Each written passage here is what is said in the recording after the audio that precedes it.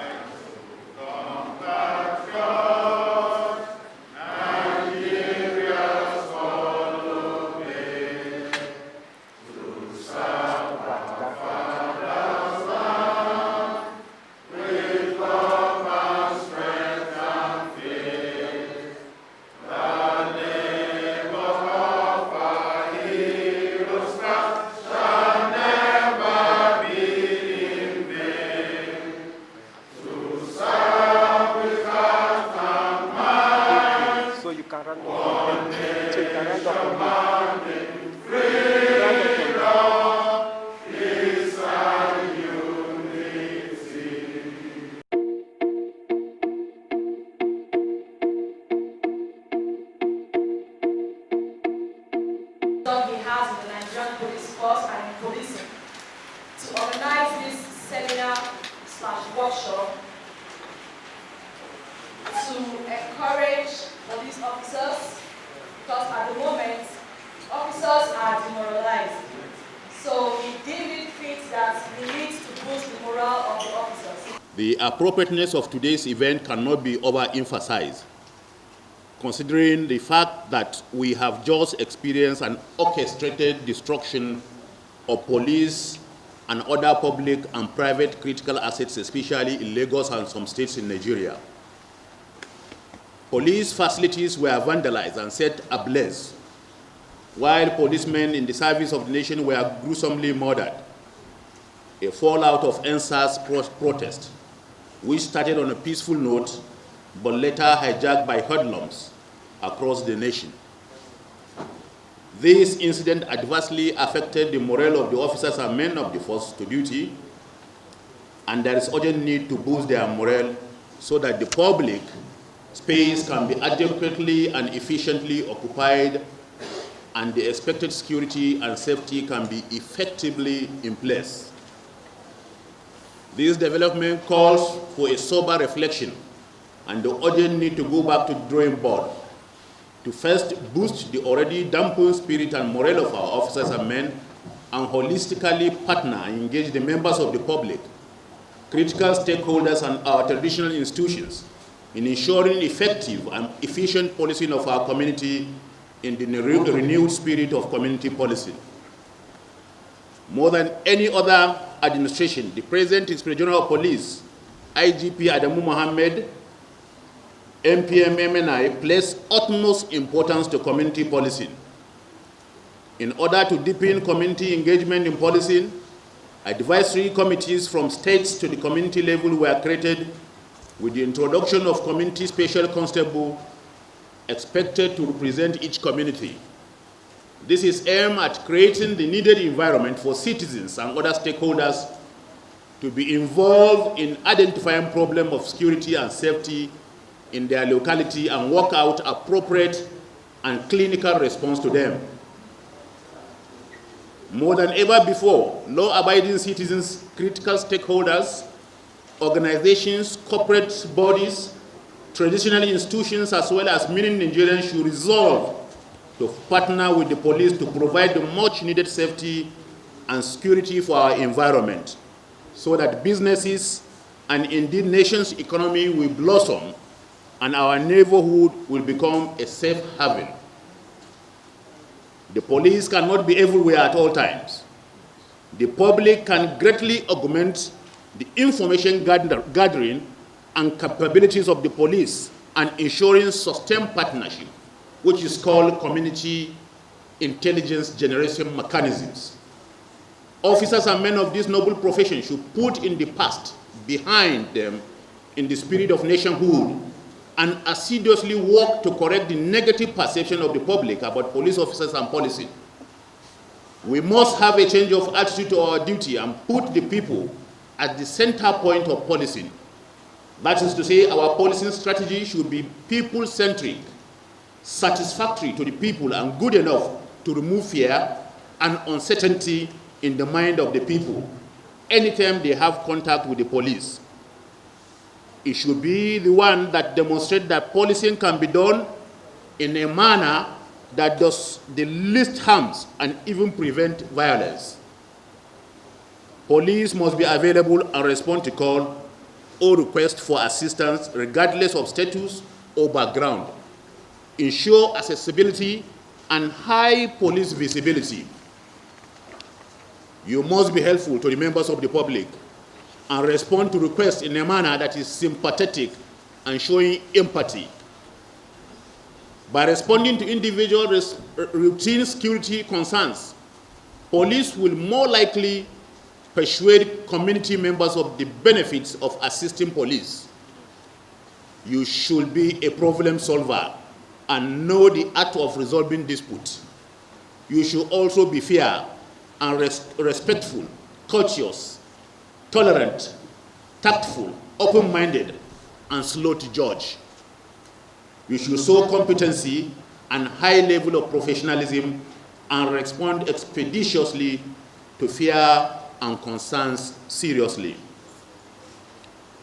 Still on ethical conduct, you should understand that your actions are subject to laws and regulations and use of firearms by strictly applying Force Order 237. Citizens have the right to expect proper behavior from you, while in reciprocity, you deserve respect and recognition. Life is sacrosanct, and your life is not less important to the life of every other Nigerian.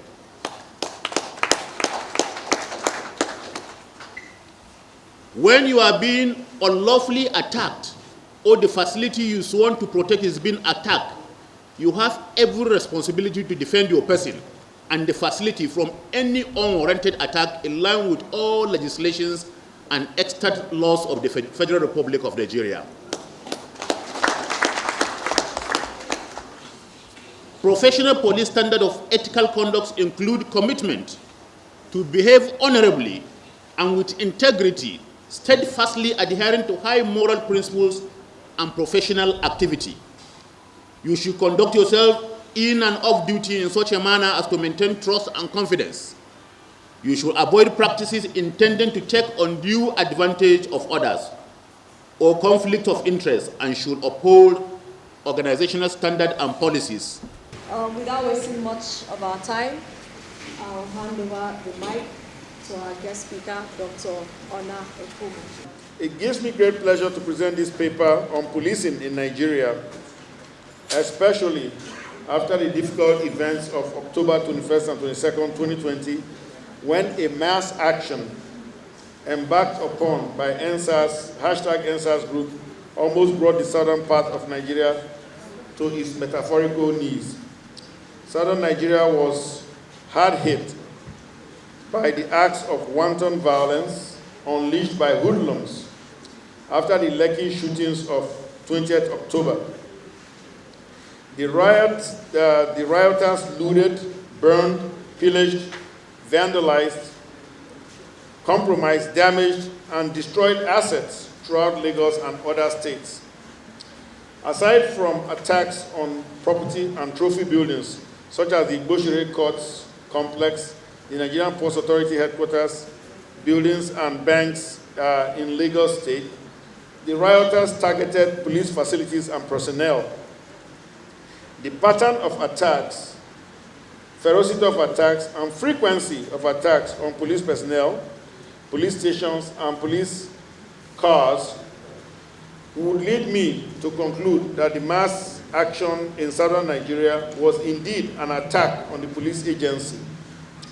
Although correctional facilities, COVID-19 palliative stores, and some houses of politicians were attacked, the principal target of the rioters was police personnel, police facilities, and police mission. It was the good work and hard work of SARS officials in Anambra State that brought an end to kidnapping in that state. Please, with all due respect, I think the police agency deserves an applause.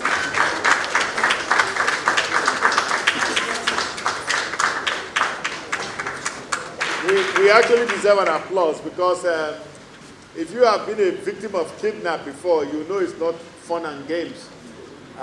It is serious business. It is life-threatening. It's claimed a lot of lives. And if you remember the history of this country, at the time, Anambra was a no-go area. Lagos also had that reputation at the time. But it was the police agency that brought that to a halt. Now, I was informed that Yahoo Plus are the people who actually get involved in rituals. Rituals, yes, okay. They get involved in rituals. I used to think that Yahoo was just about sending 419 emails to Oyibo and collecting money from Oyibo. They said that that's Yahoo, but you have Yahoo Plus. Those ones actually, so that's how I see a lot of these stories in the papers about a young man took a girlfriend to a hotel somewhere in Ibadan and killed the girlfriend and harvested some critical organs.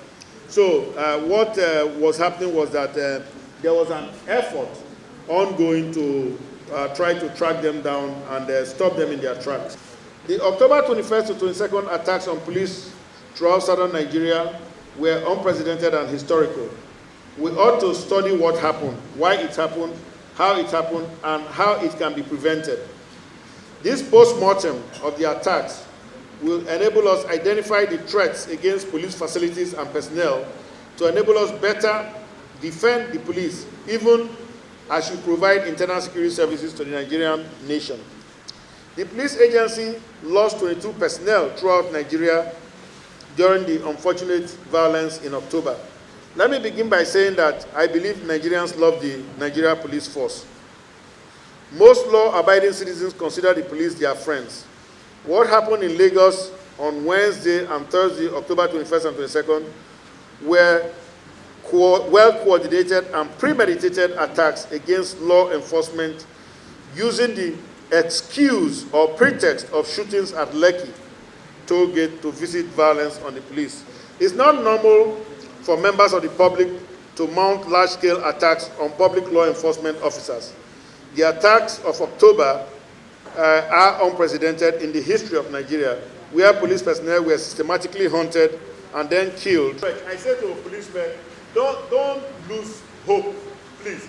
Because, yes, something very terrible happened, but you know, it was mishandled. And you didn't mishandle it, you did your job. You were out on the streets, you were doing your job as faithful servants, and you did a good job too, if I may say.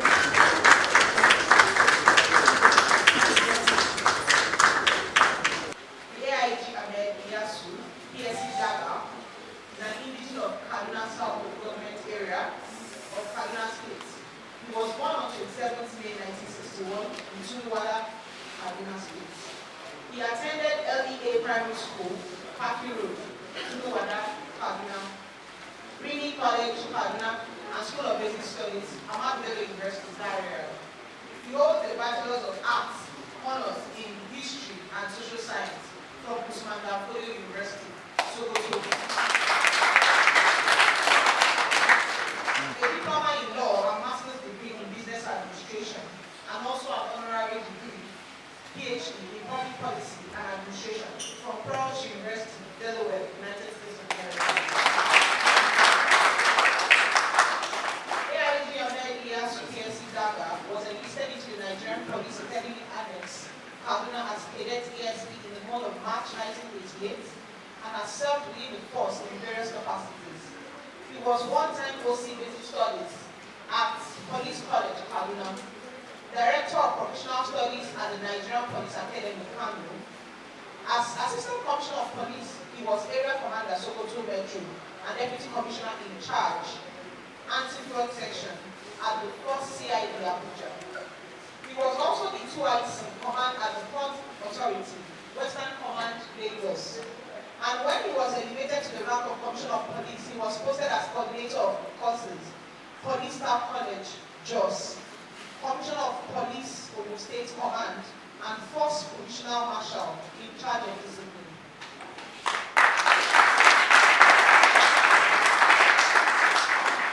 Prior to his elevation to the rank of Assistant Inspector General of Police and posting to Zone 2 Lagos, he was the Commissioner of Police in charge of Kano State Command.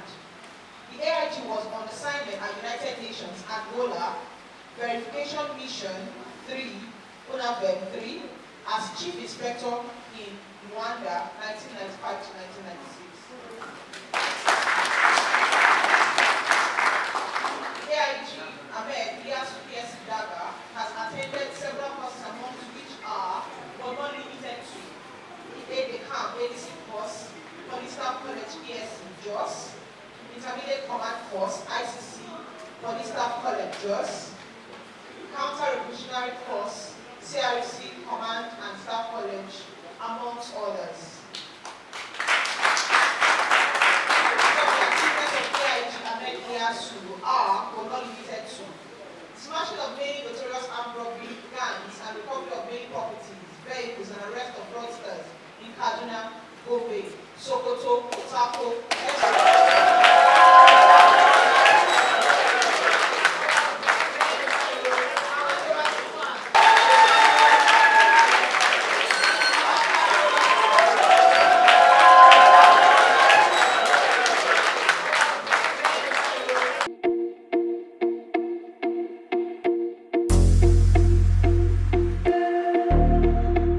This is aimed to motivate, reinvigorate, to work on the psychology of our men in line with the IGP's directive for policemen to occupy the space, to heighten safety and security all across the space. That is the essence of that. That is why we have experts on psychology. It's a workshop on human psychology as well as community policing partnership to further create better perception and partnering in line with the new community policing drive. Because we are all consumers of police services in this country, and without effective policing, we all suffer one way or the other, no matter how we think it might not affect us.